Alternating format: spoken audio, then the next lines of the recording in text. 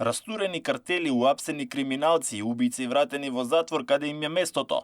Министерот Тошковски од старт како седна во фотејата на Илинденска најави дека нема да има трошка милост кон организираните криминални групи и разбойниците и почна да води силна борба против криминалот и корупцијата. Досега беа изведени десетици полициски акции на МВР во кои беа елиминирани и уапсени познати криминалци и наркобосови. А како клопчето се одматуваше низ процесите, дел од нив се покажа дека соработувале и биле врзани со полициските служби инсталирани од минатата власт. За поранешниот началник во МВР Љубомир Ѓурчевски ваквите акции покажале дека владата влезе отворено во борбата против се она што се смета за беззаконие и е на добар пат во расчистувањето со криминалот и корупцијата.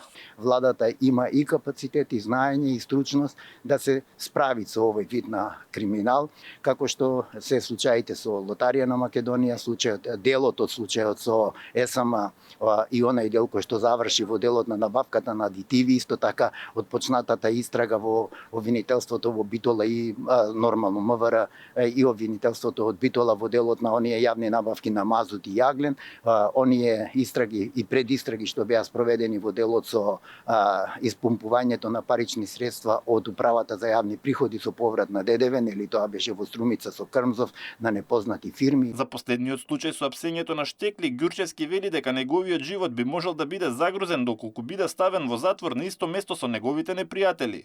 Советува да се внимава на него додека трае судскиот процес, затоа што во спротивно може да биде ликвидиран. Тие престрелки, нели, Раде Штекли беше маркиран како лице кое што треба да биде ликвидирано.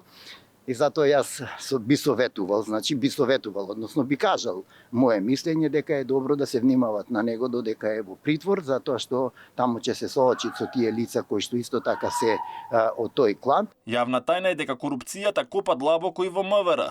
Поради тесната поврзаност на криминалците со полициските служби од претходната власт на СДСМ и ДУИ, потребно е расчистување со кртовите и реформи во службите. Ѓурчевски не очекува опозицијата да биде конструктивна, особено поради тоа што поголем дел во оваа пратеничка група има осомничени лица против кои се водат истражни и предистражни дејства.